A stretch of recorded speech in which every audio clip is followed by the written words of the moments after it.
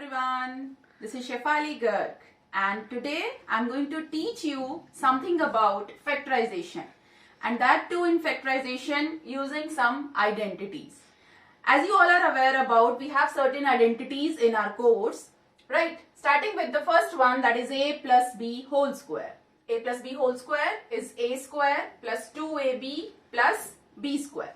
Similarly, the second identity, a minus b whole square, is nothing but a square minus 2ab plus b square. Be careful, in a plus b whole square it is plus 2ab term, in a minus b whole square everything else is same but it is minus 2ab term. Be careful in applying. Then third identity we have already learned is a plus b into a minus b, and that is nothing but it is always equal to a square minus b square.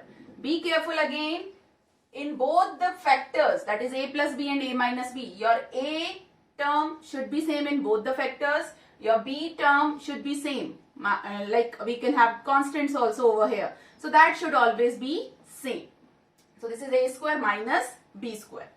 And the last one, which is very important one, is x plus a into x plus b, right? That is always, if we'll expand the two factors by 1 to 1 multiplication, we are going to get x square plus a plus b into x plus ab, right? So today we are going to do some questions related to factorization using these identities. Okay, dear students, let us take one example. Now the question is, we need to factorize x square plus 8x plus 16. Now the very first thing is you need to analyze the question. You need to analyze the expression given to you in question. If you correlate, if you memorize the identities which I have already explained a few minutes back, is can you correlate this with something with a square, 2ab term and b square, and that too in 2ab term it is plus sign over here. So just have a look on the thing. If I'll write it as a square plus 2ab plus b square, right? Why this one, not minus 1? Because this x term, coefficient of x is with positive sign. If it would be with negative sign, then I would have written a square minus 2ab plus b square. Now, I know this identity is always equal to a plus b whole square. So if I am able to get a and b terms out of this given expression, so you are very close to the answer. The answer will be of this form. Let us do it. Now if I just compare the two things, x square with a square. So basically your x is equal to a or a is equal to x. B square is equal to 16 means what? Right, b square is equal to 16 means b is equal to 4, right? So basically you have received common that a is equal to x and b is equal to 4, right? What about now this 2ab term? I actually need to get the entire expression, so let me do it as, see, this one, right? How can I rewrite the step? It is x whole square. Separating out this 2, now my a square term is this. So if I am writing a, I know a is equal to x and b also I know is equal to 4 plus, right? So now I have a square plus 2ab plus b square, right? So get the final answer. So final answer will be this form, kids, right? So this is nothing but equal to x plus 4 whole square, right?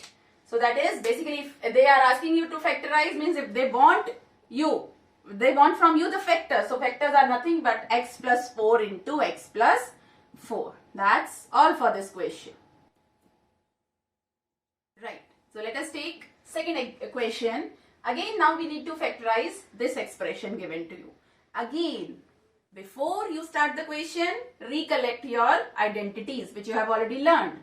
Now it is something a square. Last term is something, can be something in b square. And this term, the middle term, is with a negative sign. That means maybe come out with the term minus 2ab. Let us write the formula first. So if I'll write it as a square minus 2ab plus b square, right? And I know that is going to be equal to a minus b whole square, right? Now let us see. If I want to compare, I have a square is equal to 4y square, right? So what is going to be equal to a? Let us explore and find out. If a square is equal to 4y square, you need a term over here whose whole square is going to give you 4y square. So what is, whose square is equal to 4? Right, 4 is equal to square, 4 is square of 2. So if I am putting 2y in bracket with the whole square, please check it out. 2y whole square is nothing but equal to 4y square. That means my a over here in this question is equal to 2y. Great, right? Let us now go for this term, that is minus 2ab term, minus, keep 2 as it is. A you have already figured out, that is equal to 2y. So write that. And now this is minus 2 into 2y, that becomes minus 4y. Now out of this 12y, I already have 4y with me, right? But you still wait for b, don't write it. Plus, now b square is equal to 9 means your b is equal to 3, right? Right. So now you have already received this b over here should be equal to 3. Before you proceed for next step, always have a check of it. 4y square minus 2 into 2, 4 into 3, 12y. And hey, we did a mistake. It's 3 square, right? So 3 square is equal to 9. So now I have my a as 2y, my b is 3. So what is the answer according to this formula? Get it? Get it? Do write in your notebook quickly, everyone. So this is 2y, that is a, minus of the formula, and b, that is equal to 3. So 2y minus 3 whole square. So this is the factorization for the given question. Right. Let us take another question. Third question. It's 49p square minus 36. Again the question is we need to factorize, and factorization is nothing. We need to go get two factors out of the given expression. Now here it is something different than the previous two questions which we have done. What is the difference? Now instead of 3 terms, we just have 2 terms over here, right? And with 2 terms, it is not going to be a plus b whole square or a minus b whole square, guys. So what is the third identity? A square minus b square. So let us figure out if we can convert this question in that form. 49p square, right? I'm just writing the identity first. If I can make it as a square minus b square something, I know that is nothing. So if I can make my question in this form, I'll get these two as the required factors. Got it? Now let us see if we are able to get 49, if we are able to convert 49p square as a square. Think about it for a while. 49 is square of which number? Right, 7. And p square will be for p, right? So I can write it as,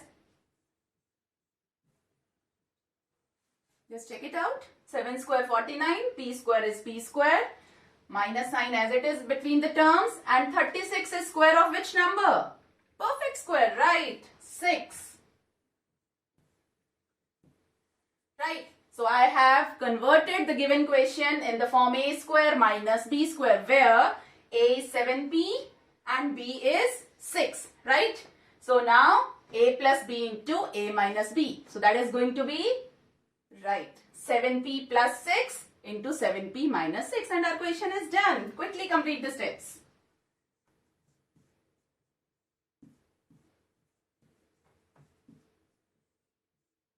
right? So we are done with third question also. Right. So let us have a look on one more question. Again we need to factorize x square plus 7x plus 10. Right. From the previous concepts, now again quickly the thing coming to your mind is definitely it is of form a square plus 2ab plus b square form. Am I right? Right. But that is not going to be applicable over here, guys. Why?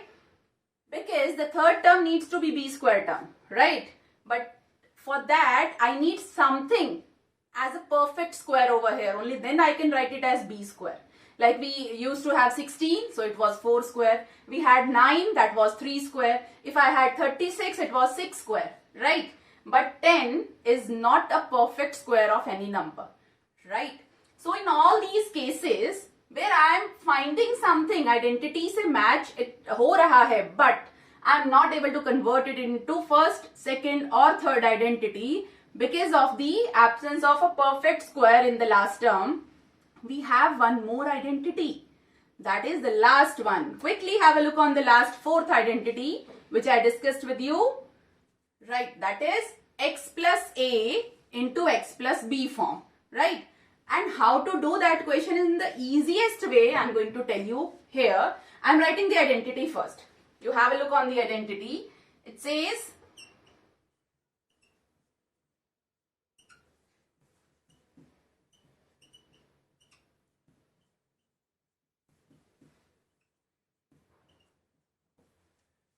right. This is the identity, the fourth identity with us. Now have a look on one thing. This is a square, b square and 2ab term. Nothing different, right? Here I have a plus b and here I have ab, right? We used to consider this as sum of a and b, and this ab is nothing but product, right? Now how we are going to convert this to this form. Have a look on the thing. Your product, compare these two. Right? Compare these two. So basically this 7 along with plus sign. Plus 7 is representing your sum. Right? And plus 10 is representing the product. I hope this much is clear. We'll write it separately. The sum given in question is 7 and product given in question is 10. Right? First thing is you need to find the sum and product along with the sign given with the term. Right. Then the next step comes. You will find out the different factors of 10. How I can split this 10. It can be starting with table of 1. It can be 1 into 10. Table of 2. 2 into 5 is 10. 3. No. 4. No. 5 into 2 already I have taken, and then 10 into 1. So these are the two combinations. The combination can be 10 can come with 1 into 10 or 2 into 5, right? I hope this much is clear. Now coming to out of these two selections, factors available to you, you need to see which two factors are going to give you the sum 7, right? Now see, if I am going to add 1 and 10, definitely I am not going to get 7. So I am rejecting this case. And 2 plus 5, yes, this is going to give me 7, right? So this factorization I tell you is also known as, this type of factorization is also known as splitting of middle term. So I am going to split this 7x, which one beta? This term, right? I am going to split 7x as 2x and 5x. Have a look on the step now. First term as it is, 7x you split as these two factors.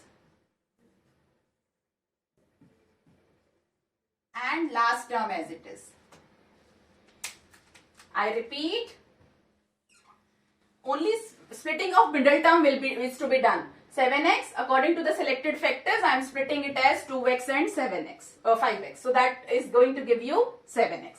Now nothing else to be done. From first two terms, you take out the common part. What is common from first two terms? It is x. And what is left? If I have taken one x, x is left. plus I've taken this x outside, so 2 is left over here. This is for the first two terms. Moving to next two terms, these two, that is 5x and 10, what can be taken common? Right, 5 plus 5, if I'll take common, from first term I am left with x, and plus, because I have, this 10 is nothing but 5 into 2. I have already taken 5 common, so I am left with 2 over there. Right? I hope no doubt till this step. Now, this is basically one term plus this is basically the second term. Now, what is common out of these two terms? Right, is x plus 2. So, from this term, if I am taking x plus 2 common, I am left with x plus sign as it is. And from this second term, x plus 2 is out. So, this is going to be the factors of given question. Okay friends, now let us have a look on another question. Again, factorize z square minus 4z minus 12. Now in this time, if it is a square term, it is minus 2ab term. I don't have plus b square term, it is negative. So definitely identities, first three identities are not going to be of any use in this question as well. Again, we are going to split the middle term, right? And for splitting the middle term, I need to be aware about the sum and product involved in this equation. So, this time, product is beta this term, right? And along with sign. So, product here is minus 12 and sum is coefficient of the variable part involved minus coefficient of middle term along with sign. That is very important over here. Now, we are aware about sum and product. Sum is minus 4, product is minus 12, right? That I told you is going to be our first step. Now, what was the next step?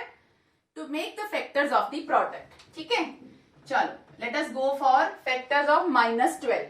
First, let us go for factors of 12. Then I will tell you how to arrange the sign. Factors of 12, starting with table of 1. It can be 1 into 12. Table of 2. 2 into 6 is 12. It will go with 3 also. 3 into 4 is 12. Then again 4. 4 into 3. We have already counted these two. Then 6 into 2. And so these three are going to be the main pairs. 1, 12, 12, 1. 2, 6, 6, 2. 3, 4, 4, 3. Right? Now, I want sum 4. Now here, see, our product is negative. Now just remember, product is negative in which cases? If I have two numbers positive, my product is going to be positive. If we have both numbers negative, negative into negative, the product again becomes positive. So product is negative when either I have a positive number and a negative number, or the vice versa part, negative and positive. Means in short, one of the two numbers need to be negative out of the two, right? So that is about getting a negative product. Along with this, you need to take care about the sign of sum. Now here, sum is negative, right? Now when is sum negative? When, again, the two numbers are, it can be positive, negative, or both numbers can be negative, but the real essence is that a sum is negative when the bigger number is negative. Very short and sweet concept. Okay? So sum is negative when bigger number is negative. So what we'll do with all the bigger numbers, I will put a negative sign. Like this is minus 12, 2 and 6, minus 6, 3 and 4. Bigger number, you assign the negative sign. Okay? Now we are done with the concept. If I'm going to multiply these two numbers, it is going to give me product negative. If I'm going to add these three pairs, right, then the sum is also going to be negative. Okay? Now coming to the last thing, which factor is to be taken into consideration for solving? 1 plus minus 12, will it give minus 4? Definitely not. 2 minus 6, yes, can give you minus 4. So this is not there. This can be one of the options. And 3 minus 4 is going to be minus 1. So definitely not. So we have received the two factors are going to be 2 and minus 6. Now what is to be done? It's pretty simpler now. z square term as it is. Splitting of middle term. Minus 4z is to be split into 2z and minus 6z. Go for it. And last term minus 12 as it is. Right? Now, from first two terms, take the common part. From last two terms, take the common part. Very easy. So, from first two, I have z common. So, I am left with z plus 2. From these two terms, I have minus 6z minus 12. So, 6 is one of the common factors along with negative sign. So, I can take minus 6 common. Right? Now, if I am taking minus 6 outside, for this first term, I am left with only z. And from minus 12, I have already taken common minus 6. So, now I am left, because minus sign is taken outside, I will put a plus sign over here and this. And before you proceed to next step, do have a check, because this is mathematics. If I am coming from this step to this step, from this step I should get back the previous step as well. This is the beauty of mathematics. So, this is z square plus 2z minus 6z and minus plus is minus 6 into 2, 12. Well done. Right. And one more thing I'll just tell you, when you need to be confident about that your splitting is correct or not. These two factors will always come same. If your splitting, entire factorization selection is correct, these two terms are definitely going to be same every time. So now, from this term and this term, I have z plus 2 common. Let us go for the leftover part. Only z is left over here. Minus sign, 6 and z plus 2 we have already taken out. So, the given expression has the factors z plus 2 into z minus 6. So friends, this was all about factorization using identities. And if you enjoyed the concept, if the concepts are clear to you, do like and subscribe my channel. And if for any queries related to this particular concept, do let me know through comments. Your comments are very precious to me. Thank you.